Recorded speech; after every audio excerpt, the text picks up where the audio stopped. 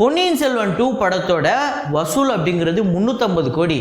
அந்த படத்தோட ஒவ்வொரு ஸ்டேட்டுக்கு எவ்வளோ கலெக்ஷன் ஆகிருக்கு, எவ்வளோ ப்ராஃபிட்டு, எவ்வளோ லாஸுன்னு நான் சொன்னேன்னா நீங்கள் கண்டிப்பாக ஷாக் ஆகிடுவீங்க. அப்படிப்பட்ட ஒரு ரிப்போர்ட்டை தான் நான் எடுத்துகிட்டு வந்திருக்கேன். என்னடா இது இவ்வளோ பெரிய வசூலாகி லாபம் இவ்வளோ தான் வந்திருக்கா இல்லை லாஸ் ஆகிருக்கா அப்படின்னு நீங்கள் ஷாக் ஆகிற அளவுக்கு ஒரு ரிப்போர்ட் இருக்குது. ஸோ அதுக்கு இந்த வீடியோ ஃபுல்லாக பாருங்கள். அப்புறம் ஃபாஸ்ட் அண்ட் ஃபியூரியஸ் ஒரு பெரிய வசூல் எடுத்திருக்கு. வெறும் 14 நாளில் 100 கோடிக்கு மேலே வசூல். அப்புறம் பிச்சைக்காரன் 2 அதுவுமே நேற்று ஒரு பெட்டரான வசூல். இது இல்லாமல் 2018 த கேரளா ஸ்டோரி. அப்புறம் ரொம்ப நாளாக நம்ம சேனலில் கேட்டுட்டு இருந்த ஒரு வசூல் இறுதி சுற்று. ஸோ அந்த படத்தோட பட்ஜெட் என்ன, வசூல் என்ன, அந்த படம் வந்து எவ்வளோ கலெக்ஷன் பண்ணியிருக்கு அப்படிங்கிறத பார்ப்போம். ஸோ வீடியோக்குள்ளே போகிறதுக்கு முன்னாடி நம்ம சேனலில் நீங்கள் சப்ஸ்கிரைப் பண்ணலாட்டி நான் பண்ணிவிடுங்க. பக்கத்தில் இருக்க பெல் ஐக்கனோட ப்ரெஸ் பண்ணிவிடுங்க. வாங்க வீடியோக்குள்ளே போகலாம்.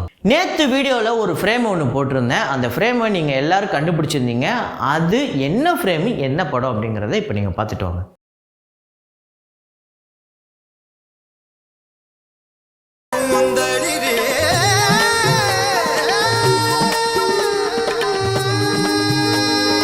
ஸோ ஆமாங்க, மதராசப்பட்டினம் தான். மதராசப்பட்டினம் அப்படிங்கிற பதிலை எல்லாருமே கரெக்டாக பதில் சொல்லியிருந்தீங்க.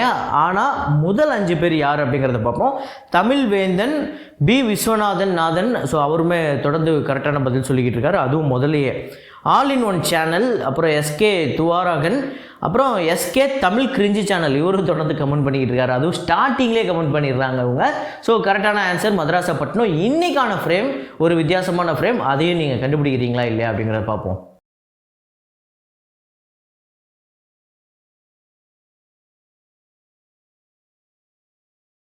ஸோ இப்போ வசூலுக்குள்ளே போயிடலாம். Fast and furious day 14 collection India முழுக்க நேற்று மட்டும் 1 கோடியே 60 லட்சம் வந்து வசூல் பண்ணியிருக்கு வேர்ல்டு வைடு.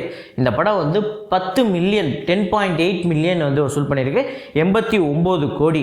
ஸோ இந்தியாவில் மட்டும் இந்த படம் வெறும் 14 நாளில் 100 கோடியே 95 லட்சம் வந்து வசூல் பண்ணியிருக்கு. அதாவது நிறையா படம் மார்வல், டிசி, அது இதுன்னு நிறையா படங்கள் வந்தது.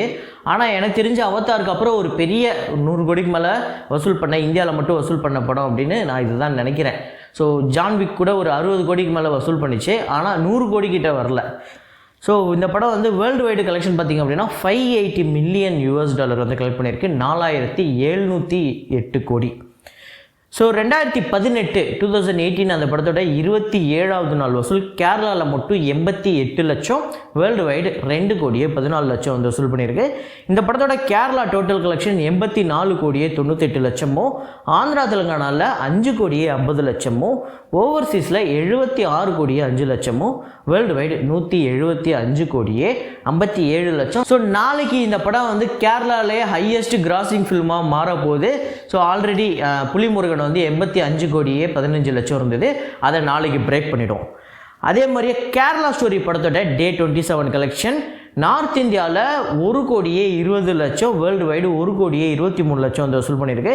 இந்த படம் டோட்டலாக 214 கோடியே 95 லட்சம் நார்த் இந்தியாவில் மட்டும் வசூல் பண்ணியிருக்கு, வேர்ல்டு வைடு 228 கோடி. ஸோ பொன்னியின் செல்வன் 34வது நாள் வசூல் தமிழ்நாட்டில் 15 லட்சம், வேர்ல்டு வைடு 23 லட்சம். ஸோ ஒரு 30 நாளைக்கு மேலே ஒரு மாதம் கடந்து போச்சு. லட்சங்களில் வசூல் பண்ணுறதே பெரிய விஷயந்தான். தமிழ்நாட்டில் 143 கோடியே 79 லட்சமும், வேர்ல்டு வைடு 358 கோடியே 90 லட்சம் வந்து வசூல் பண்ணியிருக்கு. ஸோ இப்போ இந்த படத்தோட ப்ரீ ரிலீஸ் பிஸ்னஸ் நம்ம ஆல்ரெடி பார்த்துருக்கோம், அது இன்னும் ஒரு வாட்டி நான் உங்கள்கிட்ட சொல்கிறேன். தமிழ்நாட்டில் இந்த படம் வந்து 80 கோடிக்கு வந்து வியாபாரம் பண்ணப்பட்டிருக்கு. ஷேர் எவ்வளோ வந்திருக்கு அப்படிங்கிறது பார்த்தீங்கன்னா 81 கோடியே 93 லட்சம், லாபங்கிறது 1 கோடியே 93 லட்சம். ஸோ ஆந்திரா தெலுங்கானாவில் 10 கோடிக்கு வந்து வியாபாரம் பண்ணப்பட்டிருக்கு, 9 கோடியே 88 லட்சம் இதுவரையும் வந்து வசூல் பண்ணியிருக்கு. ஸோ டெய்லியும் ரொம்ப கம்மியான வசூல் பண்ணிக்கிட்டு இருக்கு. இதுக்கப்புறம் இது பெரிய வசூல் எடுக்கணும்லாம் சொல்ல முடியாது. ஸோ இப்போவே இந்த படம் வந்து ஒரு 12 லட்சம் கிட்ட ஒரு லாஸான படமாக அமைஞ்சிருக்கு ஆந்திரா தெலுங்கானாவை பொறுத்தவரையும். கேரளாவில் 9 கோடிக்கு வாங்கியிருக்காங்க, 9 கோடியே 53 லட்சம் வந்து ஷேர் அதை கிடச்சிருக்கு. ஸோ அதில் 53 லட்சம் ப்ராஃபிட்டு. அப்புறம் Hindi, Karnataka plus rest of India இது எல்லாத்தையுமே ஒரே டிஸ்ட்ரிபியூட்டர், அந்த ஒன் ஆஃப் த குரூப் தான் வாங்கியிருக்காங்க. ஸோ அது வந்து 21 கோடிக்கு வந்து சேல் பண்ணியிருக்காங்க, 25 கோடியே 20 லட்சம் வந்திருக்கு. ஸோ இதில் வந்து 4 கோடியே 20 லட்சம்.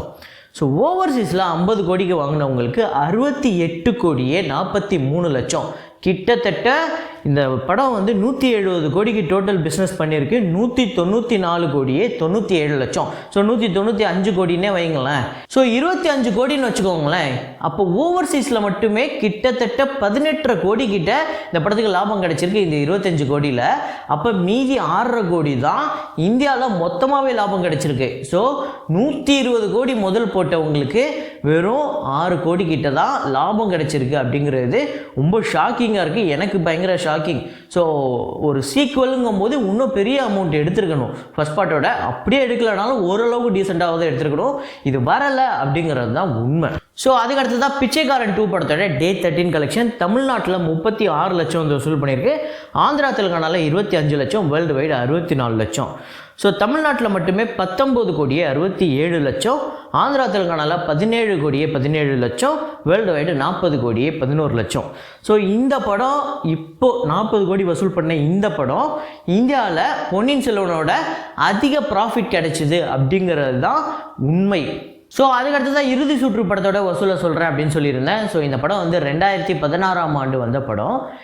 ஸோ சுதா கொங்கரா இன்றைக்கி தமிழ் சினிமாவோட ஒரு முக்கியமான டைரக்டர், அதுவும் சூரரை போற்று வந்ததுக்கப்புறம் அப்படின்னே சொல்லலாம். ஸோ ஒரு மிகப்பெரிய வெற்றி படம், ஒரு நல்ல சினிமா எடுக்கக்கூடிய ஒரு டைரக்டர் அப்படின்னு நம்ம நம்பி போகலாம். குடும்பத்தோடு போகக்கூடிய ஒரு படம் எடுக்கக்கூடிய ஒரு டைரக்டர். ஸோ இறுதி சுற்று அப்படிங்கும்போது இந்த படத்தில் மாதவனோட பர்ஃபார்மன்ஸ் சொல்லி ஆகணும். அதுவும் இந்த ஹீரோயின். ஸோ அவங்க வந்து ரியல் பாக்ஸர் அப்படிங்கிறதெல்லாம் தெரியும். ஸோ அவங்களுமே வந்து பயங்கரமாக பர்ஃபார்ம் பண்ணியிருந்தாங்க. ஒரு முதல் படத்தில் அவங்க பர்ஃபார்ம் பண்ண மாதிரியே இருக்காது, அந்தளவுக்கு இருக்கும். ஆனால் மாதவன் ரொம்ப வருஷம் கழித்து இப்படிப்பட்ட ஒரு மகா கலைஞனை கொண்டு வந்து இப்படிப்பட்ட ஒரு பர்ஃபார்மன்ஸை பண்ண வச்சதுக்கு சுதா கொங்கராவுக்கு ஒரு பெரிய நன்றி. அதுவும் இல்லாமல் இது என்னோட ஃபேவரட் மூவி.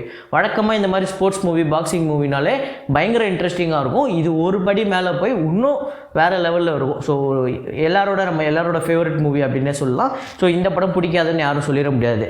ஸோ இந்த படம் எவ்வளோ வசூல் பண்ணியிருக்கு அப்படின்னு பார்த்தீங்கன்னா தமிழ்நாட்டில் 20 கோடியே 50 லட்சம், இந்தியா முழுக்க 26 கோடியை வந்து வசூல் பண்ணியிருக்கு, வேர்ல்டு வைடு 34 கோடி.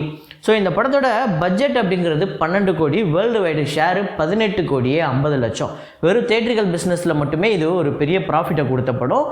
ஸோ இறுதி சுற்று இந்த படம் வந்து ஒரு சூப்பர் டூப்பர் ஹிட்டு. ஸோ கண்டிப்பாக வந்து அதுக்கப்புறம் சுதா கொங்கராவுக்கு ஒரு பெரிய பாலமாக இந்த படம் அமைஞ்சுது அப்படிங்கிறது தான் உண்மை. ஸோ இன்றைக்கி சவுத் இந்தியாவோட ஒன் ஆஃப் த பிக்கெஸ்ட் டைரக்டரில் அவங்க இருக்காங்கன்னா அதுக்கு முக்கியமான காரணம் இந்த படம். ஆனால் இந்த படம் ஹிந்தியில் வந்து டப் பண்ணி ஒரு ரிலீஸ் பண்ணாங்க. அங்கே வந்து இந்த படம் ஒரு டிசாஸ்டராக தான் அமைஞ்சுது. ஆனால் தமிழில் இந்த படம் ஒரு சூப்பர் டூப்பர் ஹிட்டு. இந்த படம் உங்களுக்கு எத்தனை பேர் ஃபேவரட் அப்படிங்கிறத சொல்லுங்கள். அப்புறம் நிறைய பேர் வசூல் கேட்குறீங்க. உதாரணத்துக்கு ஒரு நண்பர் இப்போ கூட சந்தோஷ் சுப்ரமணியம் வசூலை சொல்லுங்கள் அப்படின்னு சொல்லிட்டு அவர் ப்ளீஸ்லாம் போடுறாரு. அதெல்லாம் தேவையில்லை. நீங்கள் என்கிட்ட டேட்டா இருக்குன்னா கண்டிப்பாக நீங்கள் கேட்டால் நான் கொடுத்துருவேன். இப்போ கூட இறுதி சுற்று 2 நாளாக நம்மளுக்கு அந்த டேட்டா கிடைக்கல. ஸோ அதனால தான் இப்போ போடுறோம். ஸோ அந்த சந்தோஷ் சுப்ரமணியம் படத்தை கேட்டவருக்கே நான் கமெண்ட்லேயே ஆல்ரெடி வீடியோ பண்ணிட்டேன் ப்ரோ, லிங்க்லாம் கொடுத்துட்டேன். அப்புறமா அவர் அதெல்லாம் பார்க்காம டெய்லி வந்து கேட்குறாரு. ஸோ நான் ஆல்ரெடி பண்ணியிருக்கேன் ஒரு கலெக்ஷன் அப்படின்னா அது கண்டிப்பாக உங்களுக்கு நீங்கள் கேட்டிங்கன்னா லிங்க்கை வந்து கமெண்ட்டில் போடுறேன். ஸோ உங்களோட கமெண்ட்டை வந்து ரிப்ளை செக் பண்ணுங்கள். ஒரு வேளை நான் அந்த டேட்டா வந்து ஆல்ரெடி போட்டிருந்தேன்னா கண்டிப்பாக உங்களுக்கு வரும். ஸோ இதே மாதிரி ஒரு வீடியோவில் மீண்டும் நான் உங்களை சந்திக்கிறேன். Signing off Rahman.